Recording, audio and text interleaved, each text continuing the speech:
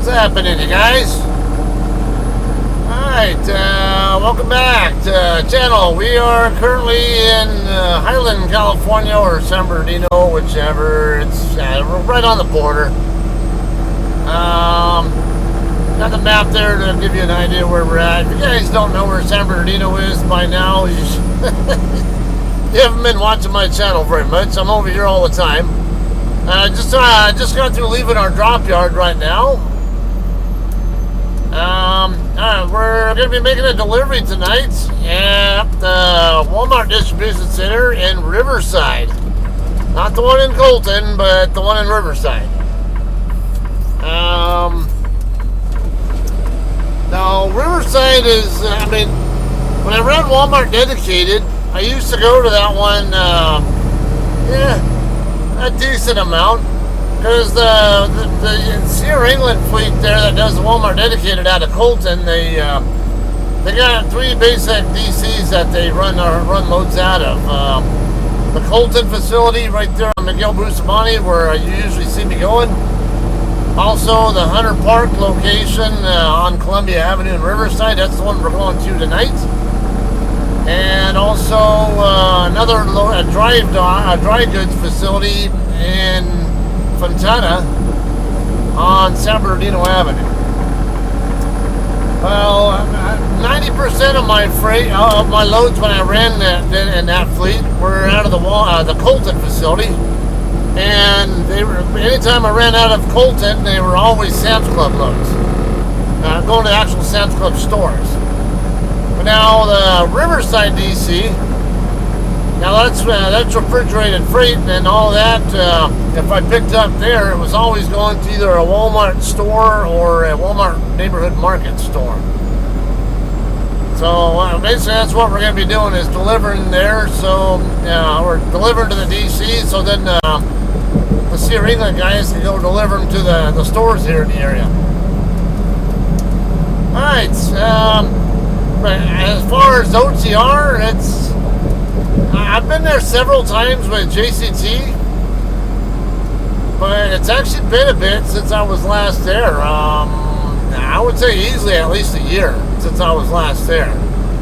Kind of weird, because it seemed like it was, it was never super common for me to go there with JCT, but it wasn't uncommon either. Yeah, it's some kind of random intervals, I guess, where I might go there 2 or 3 times in a not very long period of time, and then I might go like a big, like a longer break there before I go again, like right now. I gotta check my records. I don't know when I was last there.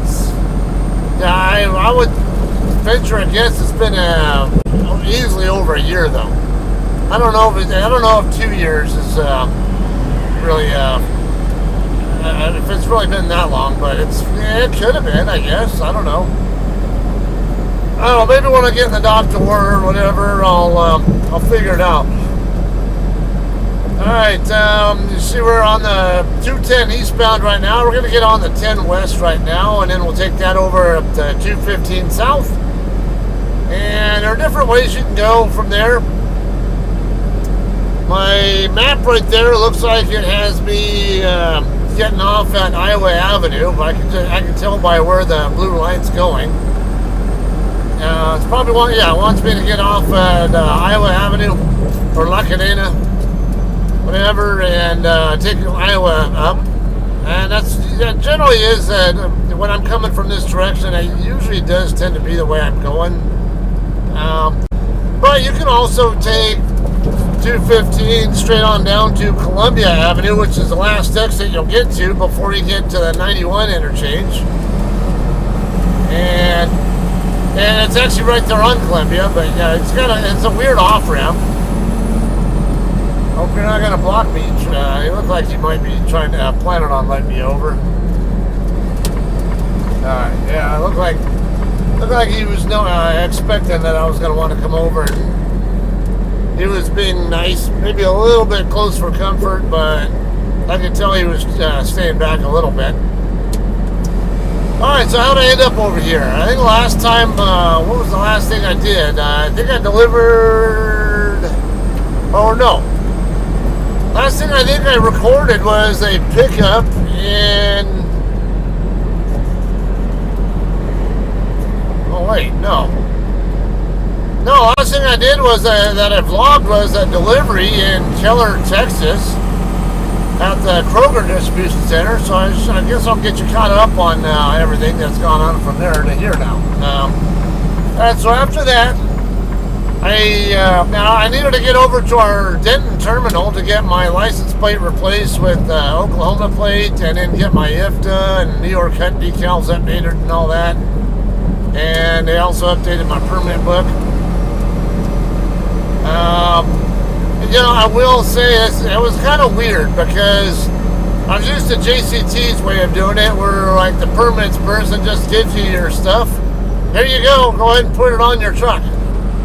And this time I had to actually check in, and they would not let me put it on myself. They had to actually do it themselves. I'm like, you know, so I gotta sit here and wait and burn up my 14-hour clock, waiting for you guys to get through 7 other drivers with this stupid shit when I could just put the damn plate. It's just 2 bolts. How hard is that? And I know how to put the decals on. I know where they need to go and how they need to go on. Why do I need someone to babysit or whatever and do it for me? So, Hirschbach, if you're watching, I'd love to know why that is the case.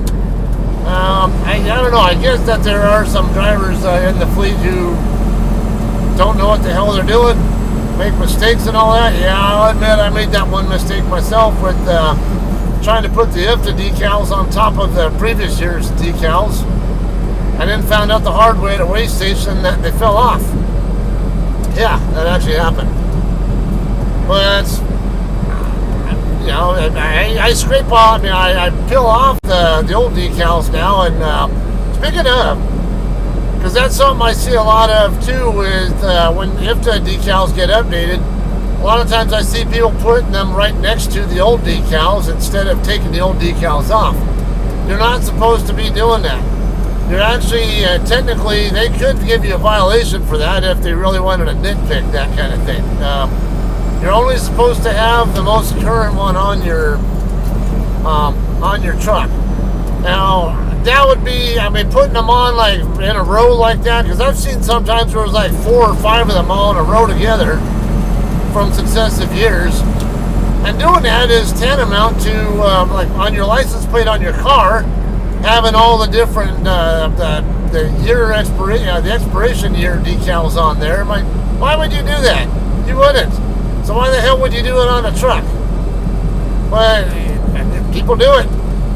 Alright, anyway though, now I didn't get a chance, because the way that delivery in Keller went, I ended up knocking out a full 10-hour break right there at the receiver.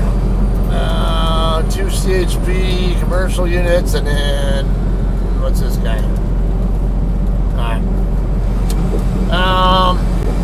Yeah, they had they allowed on overnight parking right there in their lot, so I just went ahead and stayed overnight there, over morning really, because it was already like 3 or 4 in the morning by the time I was empty and able to get parked.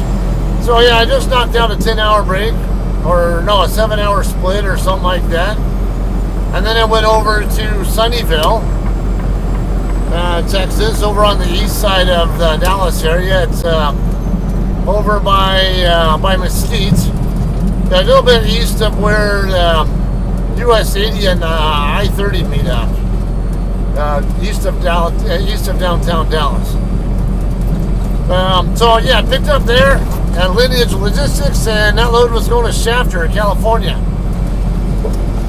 Well, I made it to, I was going to run out my 70-hour clock, but I wanted to stop in Winslow and get because I needed to restock with some stuff from Walmart, because it's a 1-9 truck stop in Winslow, Arizona. It's right next to a Walmart store, so it was convenient. I could back up right there. I only had like 2.5 hours left on my clock anyway, on my 70-hour clock anyway. And I figured, all right, I was going to try to get from there to my house and stay over, like basically stay the night at home and then go deliver and shafter the next day. Well, during the daytime, while I'm sitting there waiting until I can actually roll into the 1 or so hour, maybe not even a full hour of recaps that I was going to need to get home, I got a call from our from my weekend dispatcher asking if I could help with another driver's load. Their load was going to Tolleson that same night at midnight. That driver had the same issue I had, HOS. They had the hours basically to get it there, but not by at the time that it was supposed to be there. Because I thought I can't remember, because he said he was only getting like 3 or 4 hours back on his recaps that night. So I'm like, yeah, that's not going to get you to shafter. I ended up taking his load. Went and delivered it in Tolleson at the Kroger facility there. Then after that, I get a pre-planned pickup, reload at the Red Bull facility in Waddell, up on the northwest side of Phoenix. Went and got that load picked up, and just about when I was, I think right when I was picking that load up or something, I got asked if I'd be interested in dropping the load in the Aurora terminal. Aurora's the autonomous truck company, by the way. They have a terminal in El Paso that we use as a drop yard. We not just what we use as a drop yard, but a lot of the trailers we drop there are actually Aurora themselves actually takes them over to their Aledo, Texas terminal. Basically, they swap with. There's a team of drivers that come from El Paso and another team that comes from Aledo.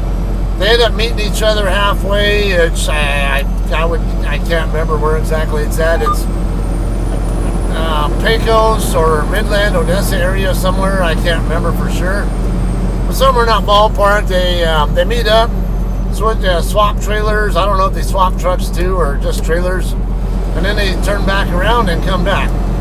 Well, alright, so I'm there. And now my dispatcher said, oh yeah, the trailer should be there by about 1800, which was going to be before I could get there.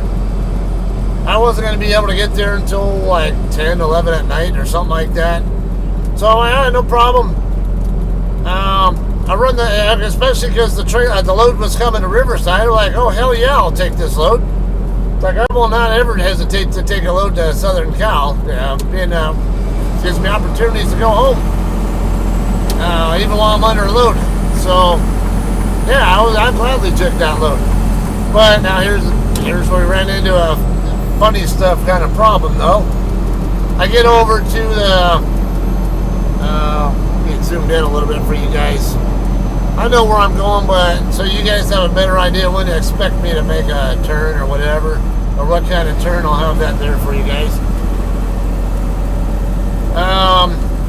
Alright, so I get over there. I semi back road to drop my loaded trailer, the one that's going to Oklahoma City from Waddell, Arizona, and nothing ever happens. I figured maybe they're a little busy or something, or it's taking them a little bit of time to notice it. But once I notice it, I should get dispatched onto my pre-plan. Nothing happened. Then about half an hour after I'd already been sitting there waiting, I sent a message in asking, hey, is my other load here yet in El Paso yet? And then about, 5 minutes later, I get a message back saying, yeah, it looks like it's there. So, and then I wait a few more minutes, and I'm like, okay, why am I not getting dispatched then? So I asked, so are you going to dispatch me onto the load anytime so I can actually know which trailer to grab and leave with? And I wasn't trying to be an asshole. I was trying to be a little bit on the smart-assy side, but not in a condescending way. I'm just like kind of a teasy kind of way. It's what I really intend, but a lot of times it's hard to get that kind of a tone on just text. And so I don't know how that dispatcher interpreted the tone of voice, I guess. I hope that she didn't take offense to it. And I even said something a little bit later about, well, actually, we'll get to that. Anyway, she tells me that it's, because I asked her, what trailer is it? And she goes, it's H00322. And I go, no, it isn't. Because H00322 is the same trailer that I dropped empty over at Red Bull earlier today.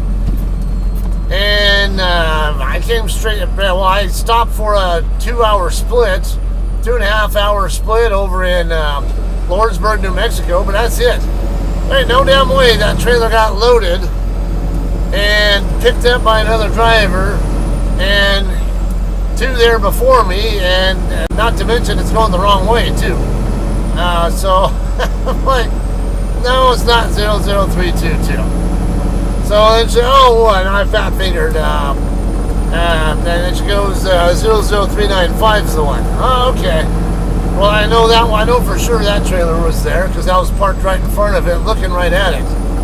And they had like 3 trailers there. 2 of them had the reefer units running. I knew it had to been one of those 2, but I just didn't know which one.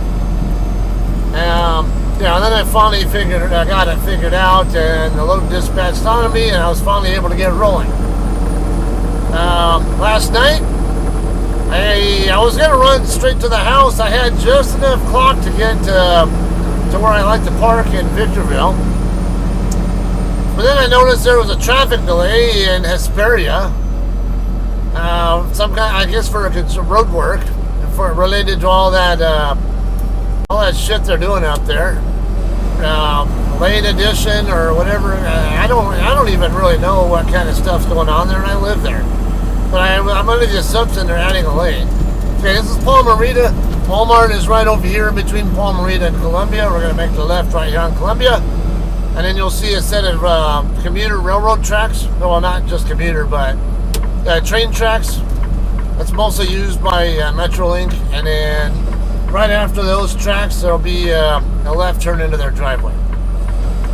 Oh, yeah, it was a bit of an entertaining time trying to even get that damn load. And then I had just enough clock, really, or a little bit more than enough but not by much, to get to where I wanted to park in Victorville. And then the thing said that Google showed that there was a traffic delay of between 10 and 15 minutes. I'm like, great, because I have I think 18-minute buffer at a 60-mile-an-hour pace to get where I need to go. And here we got another problem here. I got to climb the Cajon Pass with a almost 40,000-pound load, and on top of that, I got to drive across the Squally Road through a bunch of traffic lights to get to where I park. And it's like, that might be a bit of a problem. And then I figured, I can always park at the Pilot in Hesperia too, but check Trucker Path. Hey, guess what? Lot's full. So I'm like, that ain't going to work either then. There is a dirt lot across the street from Pilot that trucks always park in. But here's the problem. Code enforcement. They have a hard-on for writing tickets to trucks to park in those places. So, is this guy going to wait? Okay. I thought about waiting for him, but it looks like he's going to wait for me. Oh, he's going to close his doors first anyway. So.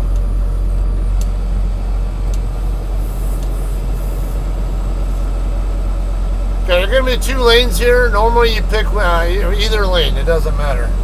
At least that's how it was last time I was here. I don't believe it's any different.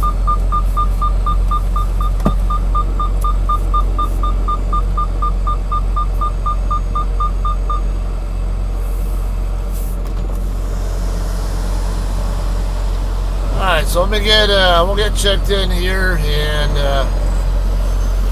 get a dock door here pretty soon.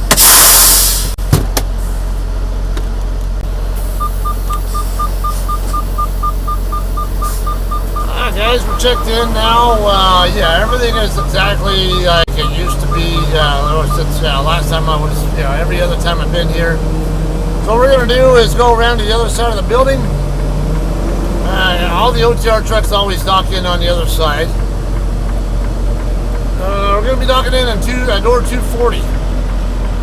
I believe that'll be not too far past the wall. We're going to see, we're going to go around the corner back over on the other side, and there'll be a bobtail staging area right there in the corner, on the northwest corner of the lot. And then right after we get past there, there's a wall that goes, just like the one right here in front of us, with the gate that you're going to go through. And then the dock door's right on the other side of that. And so 240 should be kind of in that, this is 140 right here, so it'll probably be in that same spot, but on the other side. Okay, now there is a mirror right here. I do see, looks like another truck coming. Unless that's my own, that's a shag driver.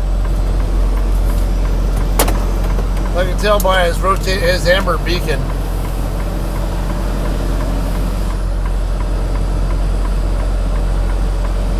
Okay, so we're not going to dock all the way in though. All you're going to do is I'm going to go ahead and slide the tandems back and then get about 5 feet away from the door. And then just drop it right there. And then we'll bobtail over to the staging area and then check in at the office, which will be right here in this corner right here.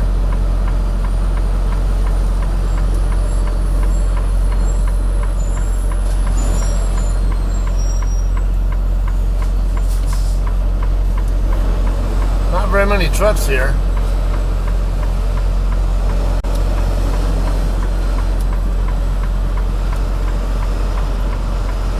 It's not as crowded here as I'm used to seeing, I'll put it that way.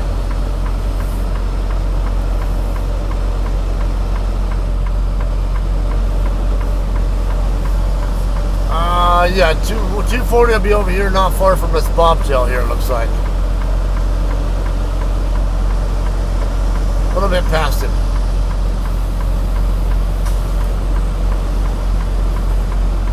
I think I have the numbers on here now. I don't know that I remember those numbers being there before.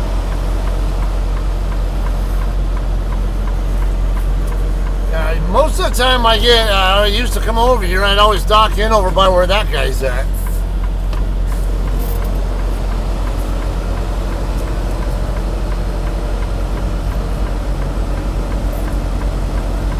I'm out of position there.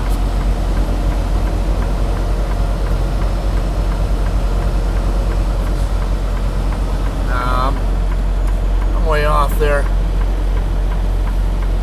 I couldn't quite see where the line is at. Where the line for my specific door is at. So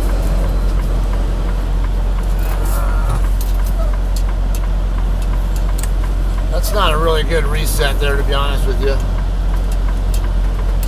Might be able to work with it, but I'm really just doing the same thing backward that I just did forward. So that's why I'm like, that was a mistake. There we go. I can work with that at least.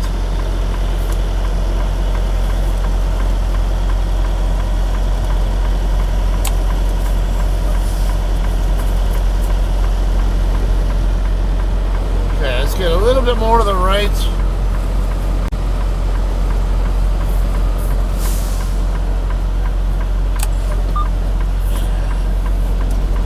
Still want to get a little bit more to the right than it is, but all right, there we go. Shit, now I'm a little late chasing it in the other direction. All right, that should be good. Doesn't have to go that far. Let's get this thing dropped and bobtail staging.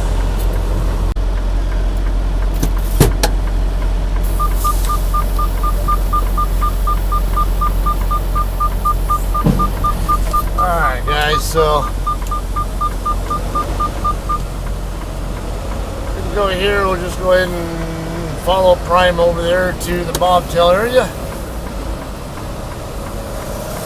And wait until it's done.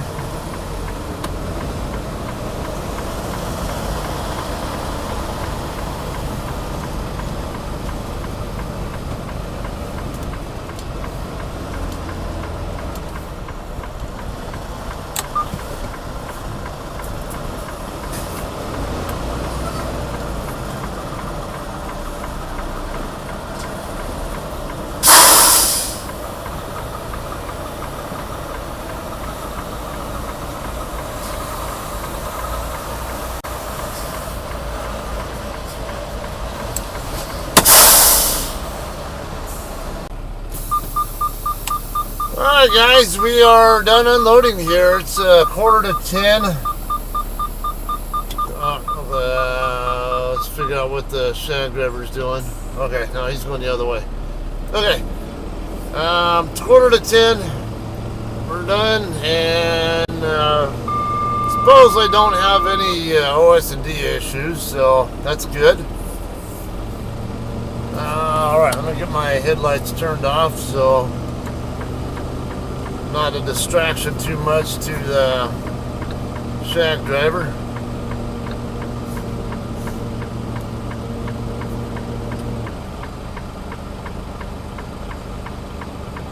Alright, looks like we'd be pulling the trailer out of the door ourselves.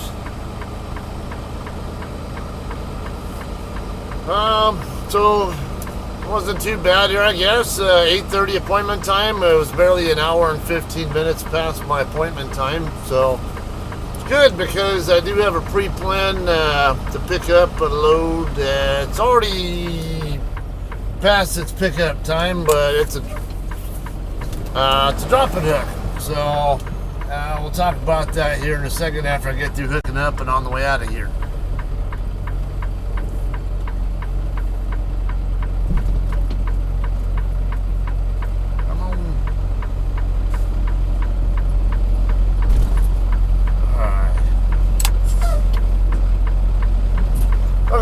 Get hooked up and we'll get out of here in a minute. Alright guys, I'm glad I crept over here because I was just shy of 2 hours in off-duty status. So the fact that I got, the fact that I crept over there and then I went over 2 hours while I was sitting there hooking up the trailer and all that, now it means my 14-hour clock stopped for that 2-hour break there, so that helps me out there for what I got next. So with that in mind, oh, there's somebody coming. Well, actually, I'm there first anyway, so.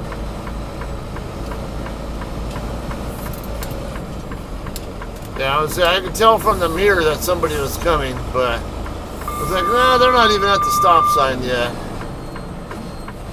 Alright, yeah, we're good. Alright, so I'm going to be reloading in Colton tonight. I've done so many of those, and it's right over here. I got to head over to the Pilot over in Bloomington first. And either there or in Colton and refill my reefer unit. Then I'll have to clean out the inside of the trailer, and then I'll be over there to pick that load up. That one's going to Pauls Valley, Oklahoma. I don't plan to vlog either the pickup or the delivery on that one. Like we are clear there.